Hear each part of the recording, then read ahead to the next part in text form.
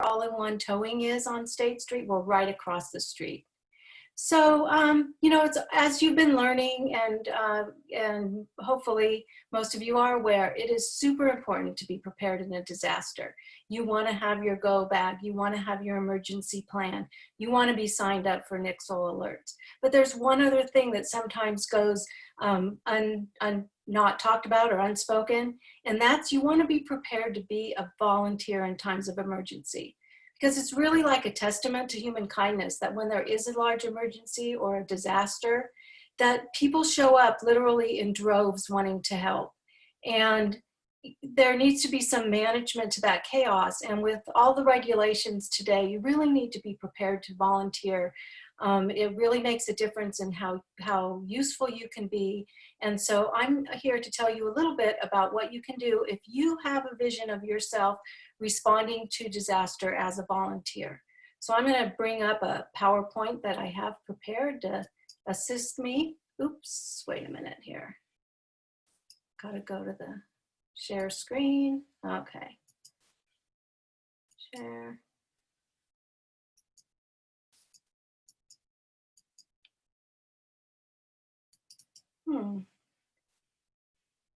Now I'm having technical difficulties.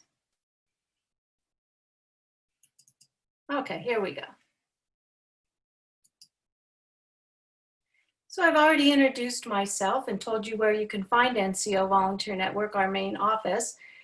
Please feel free to call us at 462-1959 during the pandemic because we are not open, but we are monitoring our calls on that number.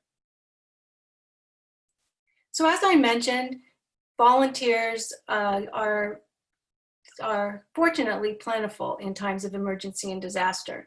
And many of them are government affiliated, as my pie chart here shows.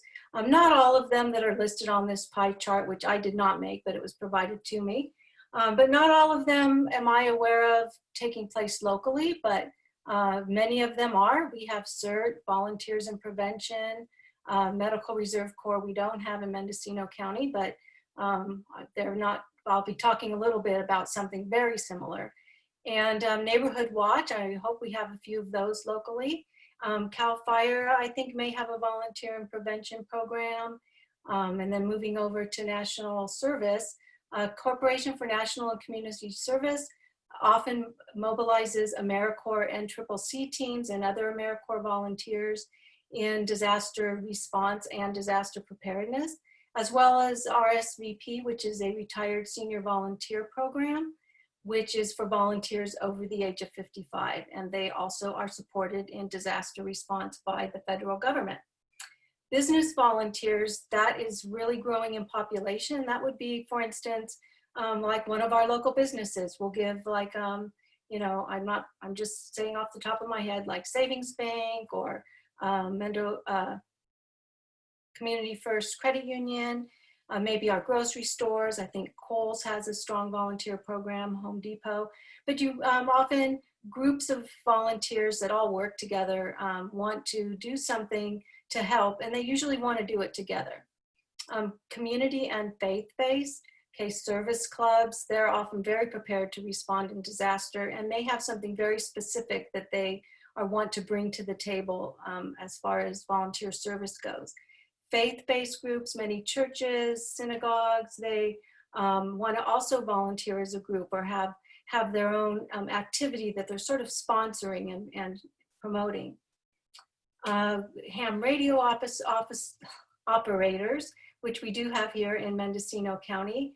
Animal rescue groups, that's very popular for animal evacuation and sheltering. And there are a lot of organizations that are, for the most part, all volunteer organizations, such as Salvation Army. Red Cross would be another one. So all of these already organized or affiliated groups will be looking for something to do that they can help in times of disaster. But there also are a lot of people which may be in a group, but they are kind of, in addition to whatever their like service club may be doing, they may still want to do something more with their family or their friends or on their own. And we call these spontaneous volunteers.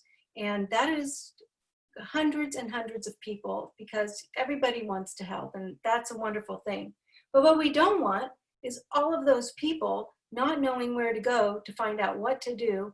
And so they go to their local fire station or their local police station or the emergency operations center.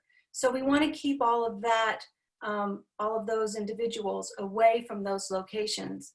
So after the Loma Prieta earthquake, talk started about, hey, why can't we have some kind of an organized system to managing these volunteers? And then after 9/11, that became more formalized. And what was a result of that talk was an emergency volunteer center, or an EVC.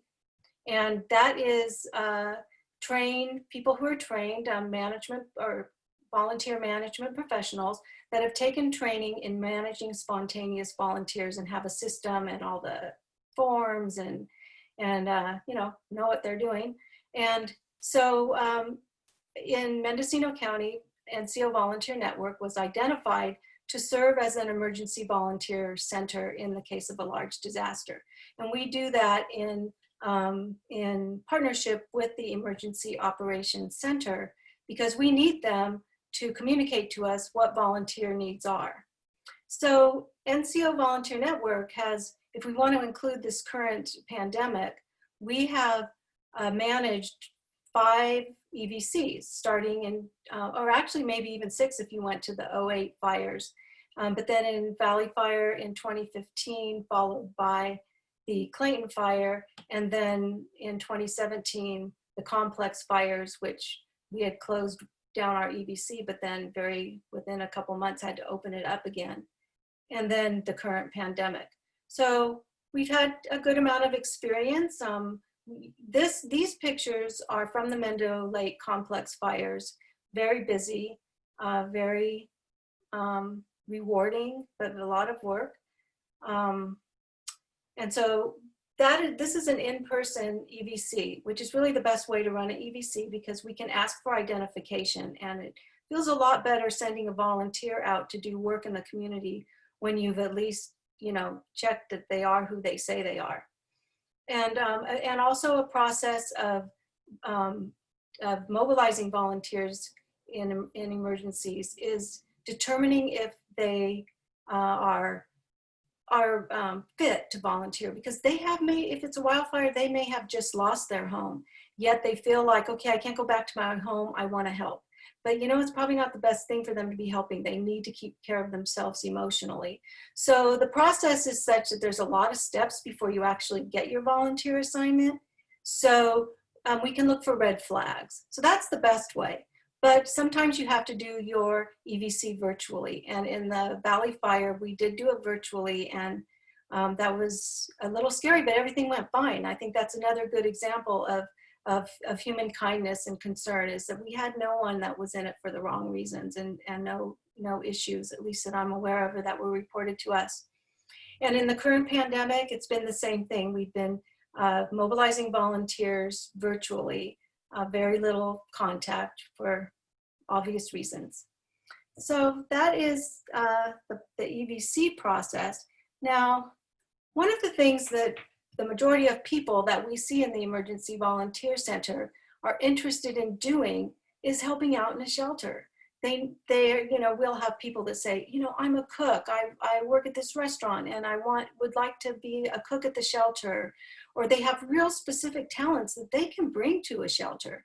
However, shelters are most commonly set up by the county Health and Human Services, and they just have them running until Red Cross arrives. So county employees, they're trained in setting up a shelter and getting it up and running.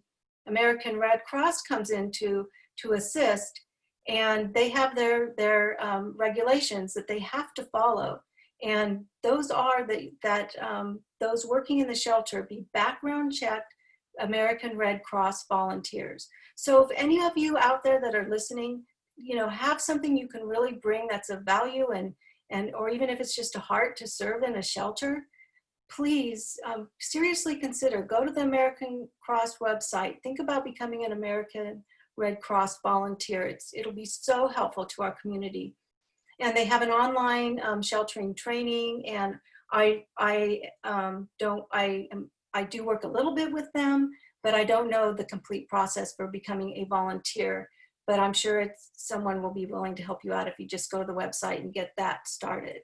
And here are two very happy American Red Cross volunteers. I mean, who wouldn't want to, feel that good after you're done with your volunteer service? So, but if you feel that is not where you want to serve, and you are interested in learning, not only just serving in an emergency, but learning about coming to the aid of your family, your neighbors, your friends in an emergency, or further educating your community in disaster preparedness, you might want to think about becoming a CERT team volunteer. So CERT stands for Community Emergency Response Team. Sometimes I like to say the T is for training, because it is a very intensive and very thorough disaster preparedness and response training. So if we do have a big earthquake, you can see down in the corner that's the CERT training folks learning about cribbing. So you could use that education that you learned to help someone in your neighborhood that may be trapped under some heavy piece of material. In the other picture, you can see they're practicing some search and rescue, I believe. I wasn't at that training, but that's what it looks like to me. There's a search and rescue exercise. You learn how to search a building with no lights. How would you search a building to see if there's survivors when there's no electricity? So these are things you don't think of, and there are proper ways to do that. I just want to point out that the gentleman there in the Army fatigues or camo, he will be following me with a little bit of disaster preparedness, and he is Mendocino County lead CERT trainer. His name's Mike Carter, so you might want to tune in for that. It should be excellent. A lot of times we hear with the CERT training that people feel like they're not capable. Well, everyone is capable. And I want to share with you next a little video, a promotional video that I think communicates better than I could, just how valuable the training is, and that everybody can help in times of emergency when you have CERT training. So I'll just get that started. We teach people confidence. The confidence that should a situation arise, that you have the capabilities to react to that situation. It's really empowering to know that you're what's going to be there first, you're what's going to comfort the people. Our volunteers are made up of really everyone. They are some of the most amazing people that you'll ever meet. They're all different, and they all want to be part of our CERT program for many different reasons. Everybody brings a skill. That's the beauty of CERT. So my last thing I'd like to say about CERT is all of our CERT team members are background checked. That comes in super handy, because anytime you need to do something where you might have to go into someone's home or do something that involves children, we need background checked volunteers. So if you're already background checked and you're already associated with Volunteer Network, fantastic. So that's a really great thing about CERT as well. A new program that we have at NCO Volunteer Network that was really picking up speed before the pandemic, but we still are managing to provide these trainings virtually, is Listos. And Listos is a culturally sensitive disaster preparedness training for Spanish-speaking communities in Mendocino County. Ours is specific to Spanish-speaking communities. And we really need volunteer trainers for this. It's very important that for the continuation of the program that we have volunteer trainers. So if you're bilingual and you think that disaster preparedness training in the Spanish-speaking communities is something that appeals to you, please consider taking a Listos basic training. And at that training, you'll learn more about becoming a volunteer trainer.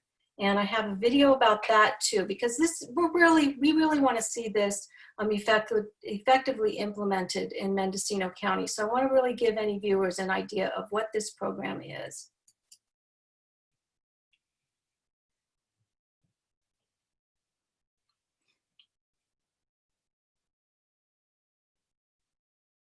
Listos is an individual and family public education program that focuses on disasters and emergency preparedness. It started as a program targeting Latino populations, vulnerable populations. We have different cultures within the Listos program. We try to make the curriculum as culturally relevant as we can. We try to incorporate the whole family unit. We encourage children to attend, seniors in the home, parents, caregivers, anybody that's willing to learn a little more in a conversational setting. We talk about what the risks are. Depending on the region that the participants live, we have different risks. This conversational learning allows for the participants to learn through their own experiences and sharing, information sharing, knowledge on how to have a family plan, how to be better prepared for a disaster or for an emergency, how to have evacuation plans, how to know where your utilities off, why are you going to shut them off, and when do you shut them off. Talk about how to utilize fire extinguisher training. Why do we have smoke alarms at home? Why do we have carbon monoxide detectors? We talk about the importance of emotional support in the aftermath of a disaster. Listos means ready in English, and it's exactly what we want to do with our community. We want to have them ready for that disaster. Listos is the introduction to preparedness, really is that first step. And it engages people to then want to learn more about their preparedness. We want to encourage folks to visit our website. You can find resources there, programs near you, how to sign up for a class. It really is a resource tool for everyone that wants to implement the program in their area. It's a very basic curriculum, grassroots, that I really encourage everyone that can to participate in such a rewarding program. Lisa!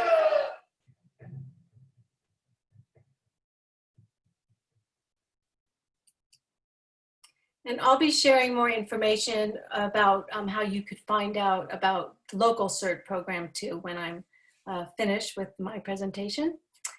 So one other way that you can volunteer is as a disaster healthcare volunteer. Now, for the most part, this opportunity applies to people in the medical field, but you don't have to be in the medical field because like in our current situation with COVID-19, we're doing testing, but we need people to do some administrative tasks associated with that testing. And so if you have administrative skills, you can sign up as a disaster healthcare volunteer. And it's for like chiropractors, pharmacists, veterinarians, all aspects of the healthcare field. And we have deployed disaster healthcare volunteers to Paradise and to other counties, because that's when you do apply, you can list the counties you're willing to serve in, or you can just stay in your own county if you want. And currently we are recruiting and managing contact tracers that are considered disaster healthcare volunteers. That's a really good example. Many contact tracers do not have a medical background, but they're certainly fit to serve as a disaster healthcare volunteer. And to sign up, you would go to healthcarevolunteer.ca.gov. And the last thing I want to talk about is VOAD, which is Voluntary Organizations Active in Disaster, also commonly referred to as a COAD, which really kind of makes a lot of sense, Community Organizations Active in Disaster. The Mendocino VOAD meets, currently we've been meeting monthly. Our next meeting is October 6th at 3 o'clock. It'll be Zoom.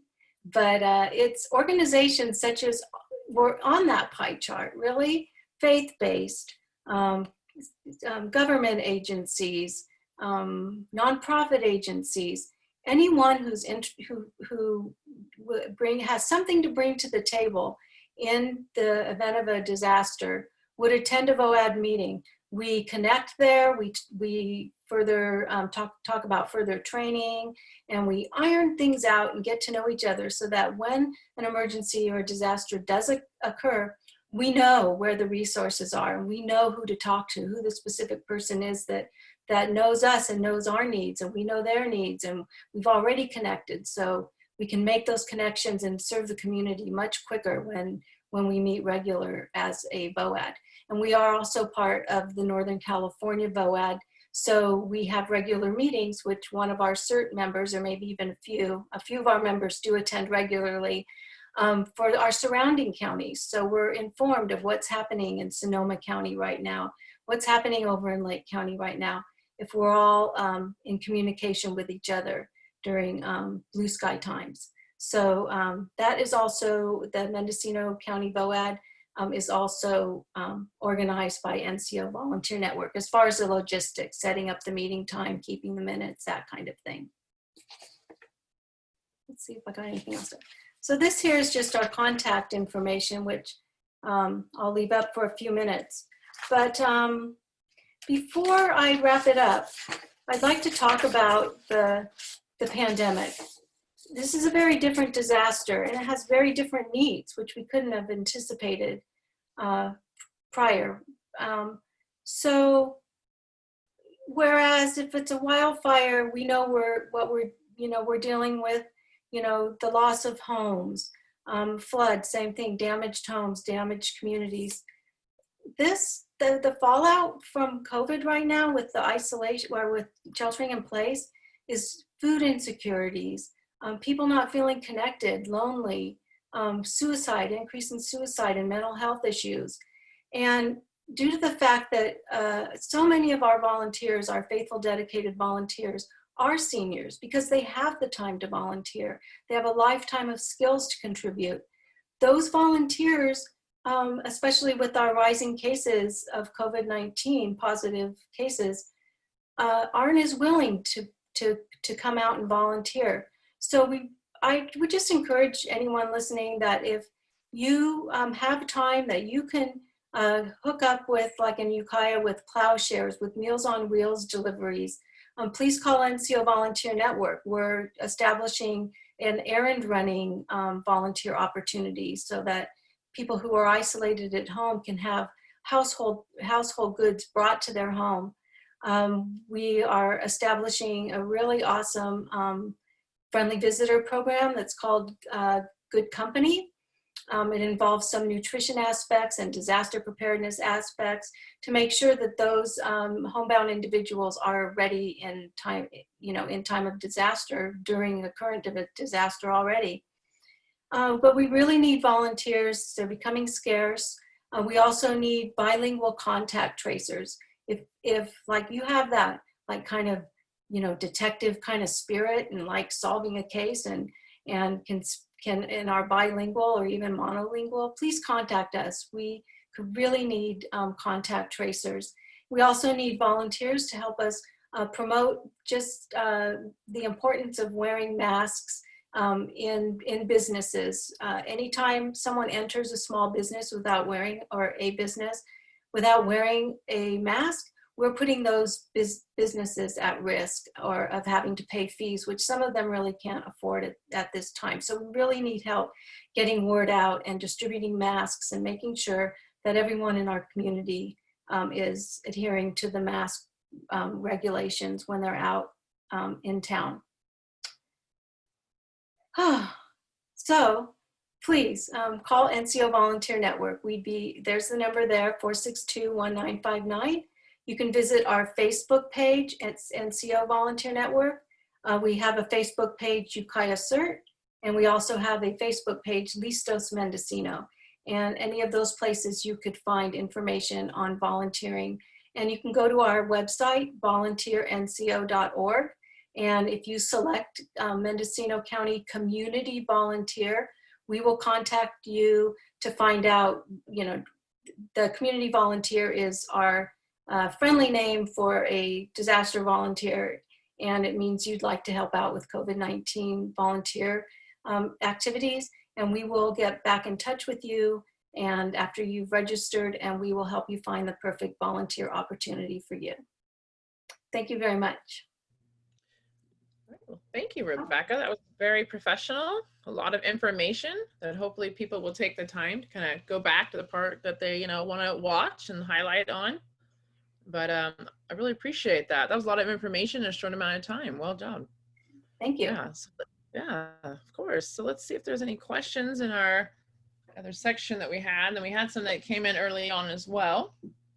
And you may have touched on them already, but we'll just go ahead and ask them again. What the number that somebody should contact if they want to volunteer during a wildfire would be? Well, our number that we're always monitoring is 462-1959. However, sometimes, like back in March, we set up a specific number for COVID-19, which we could do in a disaster. You just don't really know till it happens. But that would be 467-3200, extension 239. Okay, great, thank you. And then you said in the past, some of the wildfires that you've worked with, people were able to sign up, virtually or by coming down. With COVID, I assume there might be some changes with that since you guys are closed now. But during this wildfire, have you guys had people contact you regarding volunteering to help out at places? Has there been a little bit of a change with the dynamics? Yeah, I mean, with the wildfire, we haven't really been notified of any specific volunteer needs related to the wildfire, which, thinking about it, is kind of unusual. But I think earlier today when Sheriff Kendall was presenting, he was talking about the evacuation going so smoothly. Yeah. So I think it's a real result of the fantastic work that our entire community has been doing in the last 5 years of preparing and educating ourselves, and that things are not getting out of control. So people have a little better understanding of the way things work. Yeah, absolutely. Mm-hmm. I know in the past it was super helpful when NCO Volunteer Network was able to assign shifts during like evacuation centers and such. For example, during the Valley Fire and the Mendocino Lake Complex Fire. Somebody like yourself and other people working there or volunteers were able to kind of organize it into shifts that volunteers would come in and help, and it was just very well thought out and planned out. Yeah, we do. Being a volunteer management agency or program at NCO, we do put the money into a database that just kind of helps us with scheduling. Volunteers could input hours directly into the database and all those kind of fancy things that are available to us. So yes, it is helpful. Oh, that's great. And so you kind of touched a little bit on this, but is there a requirement to be a volunteer? No, we do the best we can with teens to help them find a place to volunteer if they are in need of community service. But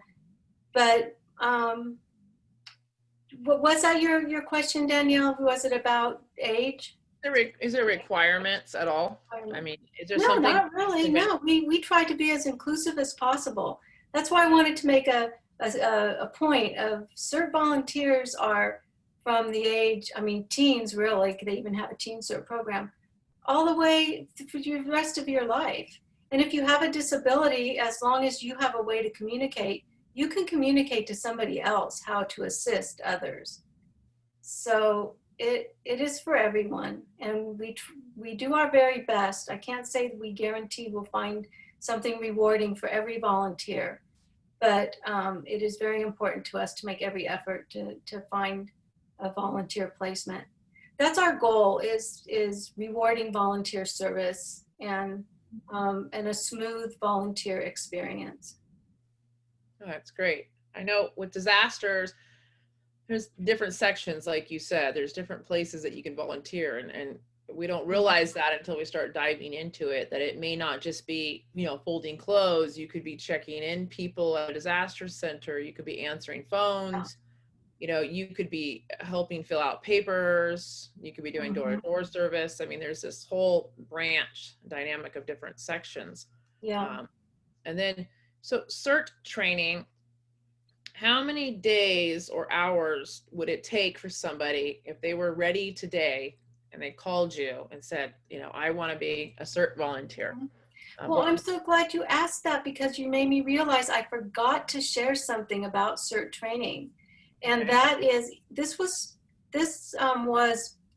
planning was put in place before the pandemic, but they're kicking off they kicked off this month, being Disaster Preparedness Month, what they're calling a hybrid model. So where you used to have to go 3 full days, show up at a location for the training, you now can do at home on the internet a good majority of your training, and then you get a certificate, which you would then take to hopefully 1 day, could be a little longer, but let's say basically 8 hours of in-person training where you go through all of the exercises, which we're now looking at how we can do that safely. I mean, maybe not right now, but as we start to reopen a little bit with distancing and whatnot, and using mannequins rather than another person to practice things like body check and splinting and things like that. Anyway, we're working on a way that we can start getting people trained again. Oh, that's great. So right now, if somebody wanted to start, they'd contact you at the number that you gave that we'll put at the top of this Facebook post. And then they would take this hour, the hour long is in person, but they would take this online training, you're saying, right? Mm-hmm.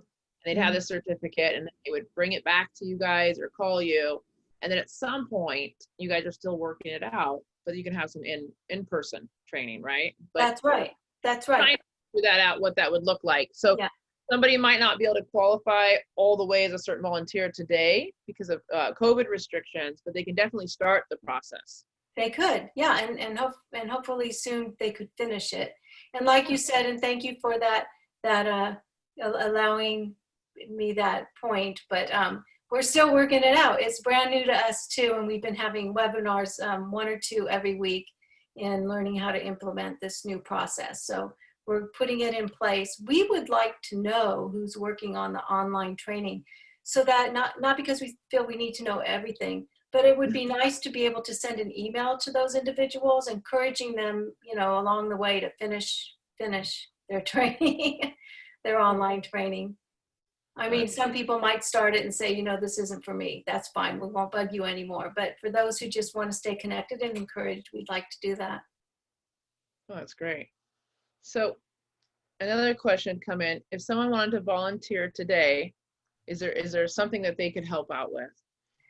Yes, we have really great need, and it's not even just us, but other nonprofit agencies that need help will contact us, because people will turn to us when they need something to do.